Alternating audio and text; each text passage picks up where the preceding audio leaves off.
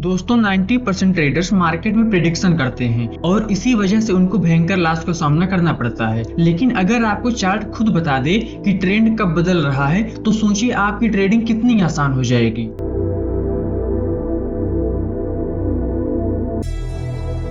नमस्कार दोस्तों, मैं हूं अश्विनी और आप देख रहे हैं वीबी कैपिटल, जहां हम ट्रेडिंग को सिंपल, प्रैक्टिकल और लॉजिकल तरीके से समझते हैं। आज मैं आपको एक ऐसी स्ट्रेटजी सिखाने वाला हूं जो गेसवर्क नहीं बल्कि क्लियर चार्ट लॉजिक पर काम करती है। और अगर आप इस चैनल पर पहली बार आए हैं तो आप इसको सब्सक्राइब कर लीजिए, क्योंकि यहाँ पर आपको ऐसे ही प्रैक्टिकल वीडियो समय समय पर मिलती रहती है। तो दोस्तों देर न करते हुए चलते हैं सीधे चार्ट पर और इस स्ट्रेटजी को अच्छी तरह से समझते हैं। दोस्तों सबसे पहले बात करते हैं कि यह स्ट्रेटजी किस प्रकार की है और इसका इस्तेमाल कब करना है। यह एक ट्रेंड फॉलोइंग स्ट्रेटजी है। इसका उपयोग तब करना है जब मार्केट अप ट्रेंड में हो, यानी कि निफ्टी, बैंक निफ्टी और सेंसेक्स लगातार ऊपर की तरफ जा रहे हों। आप यहाँ पर एक बात ध्यान से समझिए, यह कोई मैजिक ट्रिक या ओवरनाइट पैसा बनाने का तरीका नहीं है। इस स्ट्रेटजी की खास बात यह है कि यह आपको एंट्री नहीं, सही टाइमिंग समझना सिखाती है। कब मार्केट सच में ट्रेंड चेंज कर रहा है और कब सिर्फ फेक मूव बनाकर आपको ट्रैप कर रहा है। और सबसे बड़ी बात यह है कि मैं आपको सिर्फ कंडीशन नहीं बताऊंगा बल्कि हर कंडीशन के पीछे की साइकोलॉजी भी समझाऊंगा, ताकि आप कंफर्टेबल तरीके से काम कर सकें। और अब आपको यहाँ से पूरा ध्यान केंद्रित करके वीडियो को देखना है ताकि आपको एक एक चीज समझ में आए। दोस्तों अब बात आती है कि इसमें आपको कौन कौन से इंडिकेटर का इस्तेमाल करना है और उसकी क्या सेटिंग रखनी है। तो इसके लिए सबसे पहले हमें स्टडीज में जाना है और यहाँ पर हमें सर्च करना है मूविंग एवरेज। तो आप नीचे देखिए, यहाँ पर मूविंग एवरेज लिख कर आ रहा है, इस पर हमें क्लिक कर देना है। जब हम इस पर क्लिक करेंगे तो एक ऐसा ही बॉक्स ओपन होगा। इसमें पीरियड में 50 है तो इसको बदल के हमें कर देना है 5।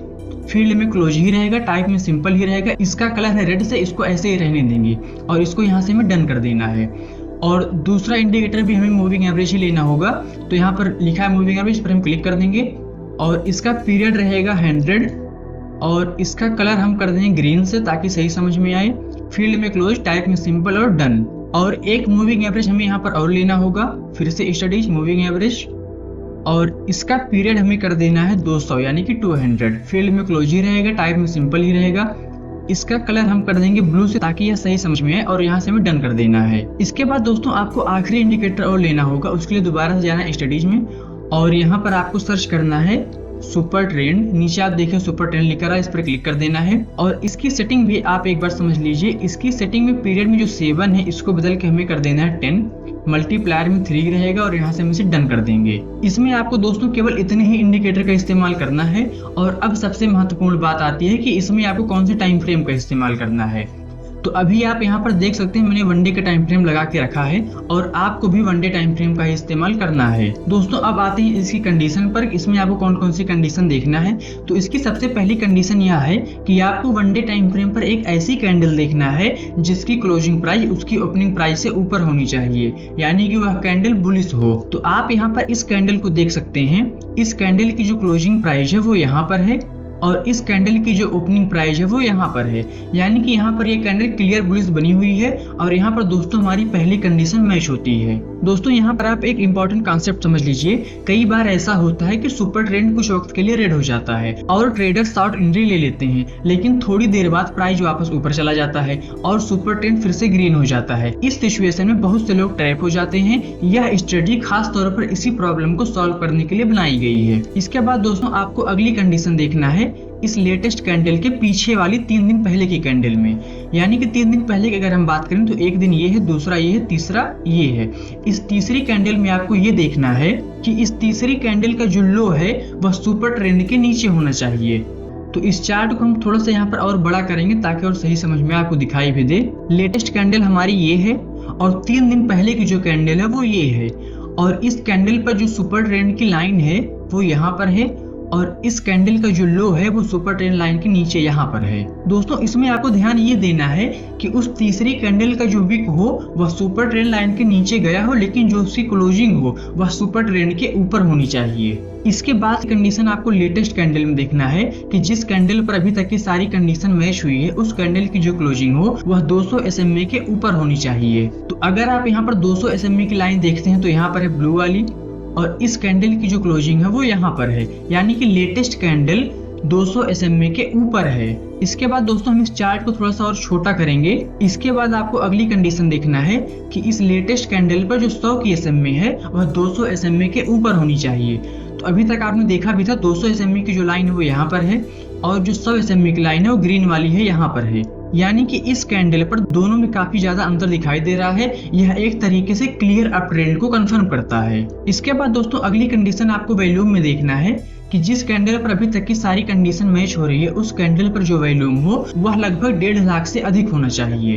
तो इस कैंडल पर हमारी सारी कंडीशन मैच हुई और इस कैंडल पर अगर आप वॉल्यूम देखेंगे तो 12 मिलियन है, यानी कि 1.5 लाख से बहुत ही ज्यादा है। इसके बाद आपको आखिरी कंडीशन इसी लेटेस्ट कैंडल में देखना है कि इस लेटेस्ट कैंडल पर जो प्राइस हो वह 5 SMA को ऊपर की तरफ क्रॉसओवर करके क्लोज दे।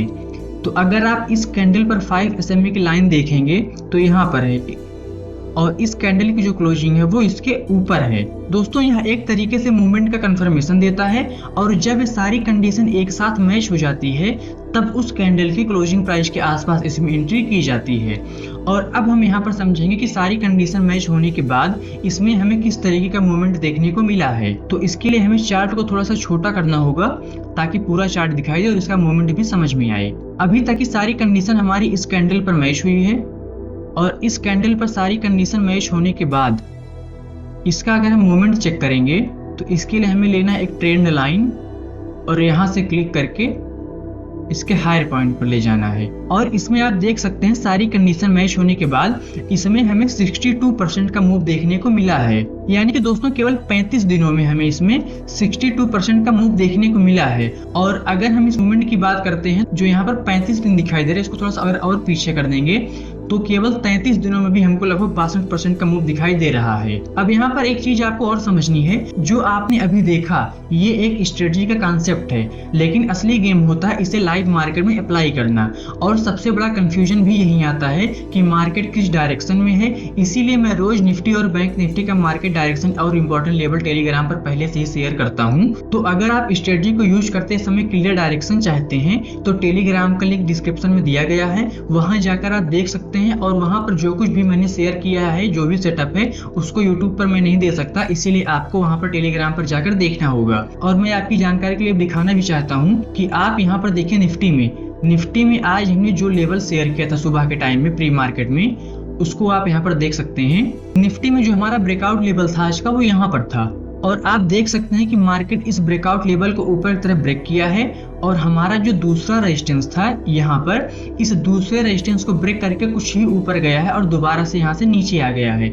यानी कि हमने जो लेवल दिया था वो एग्जैक्ट तरीके से मार्केट में काम कर रहा है। इसके बाद हम देखेंगे बैंक निफ्टी का, तो वही सेम प्रोसेस बैंक निफ्टी में फॉलो हुआ है। जो बैंक निफ्टी का ब्रेकआउट लेवल था वो यहाँ पर था और बैंक निफ्टी अपनी इस ब्रेकआउट लेवल को ब्रेक करके दूसरे रेजिस्टेंस से कुछ ही ऊपर गया है और वहां से दोबारा से नीचे आ गया है। यानी कि मार्केट ने हमारे दूसरे टारगेट को अचीव किया और अचीव करने के बाद दोबारा से उसी दूसरे टारगेट के आसपास या अभी चल रहा है।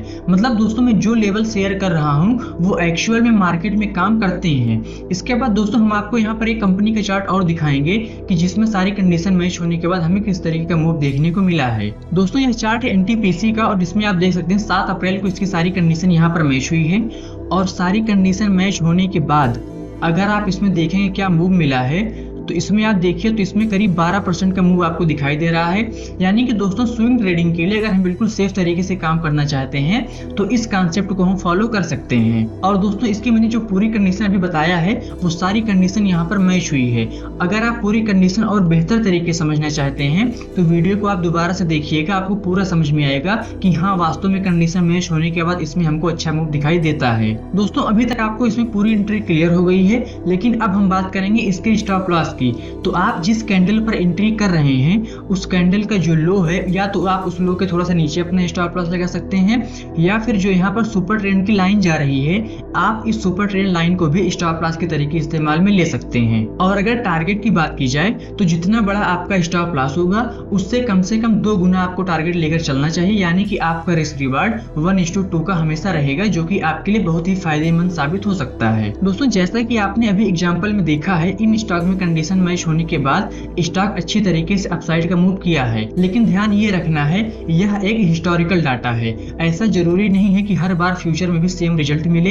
इसीलिए आपको रिस्क मैनेजमेंट जरूर फॉलो करना चाहिए। यह स्टडी आपको डायरेक्शन और कॉन्फिडेंस देती है, लेकिन डिसिप्लिन आपका सबसे इंपॉर्टेंट होता है। कोई भी स्टडी हर दिन काम नहीं करती, लेकिन अगर आप सही अंडरस्टैंडिंग के साथ में काम करते हैं तो आप एक बेटर डिसीजन ले सकते हैं। तो दोस्तों, इस वीडियो में हमने आपको पूरी स्ट्रेटजी, एंट्री, स्टॉप लॉस और टारगेट सेटिंग सब कुछ समझा दिया है। अगर फिर भी कोई डाउट हो तो आप कमेंट करके हमसे पूछ सकते हैं, मैं आपके कमेंट के जवाब देने की पूरी कोशिश करूंगा। और अगर आप इस स्ट्रेटजी का स्क्रीनर चाहते हैं तो आप वीडियो को लाइक करके कमेंट में स्क्रीनर जरूर लिखें। मैं इसके लिए आपको अलग से वीडियो बनाकर पूरा सेटअप क्लियर करूंगा, ताकि आप फ्यूचर में भी अपने अकॉर्डिंग एक स्क्रीनर तैयार कर सकें। और दोस्तों, अगर यह स्क्रीनर रेडी हो जाएगा तो मैं इसको अपने इस टेलीग्राम चैनल पर शेयर कर दूंगा, यहाँ से आपको हमेशा के लिए मिल जाएगा।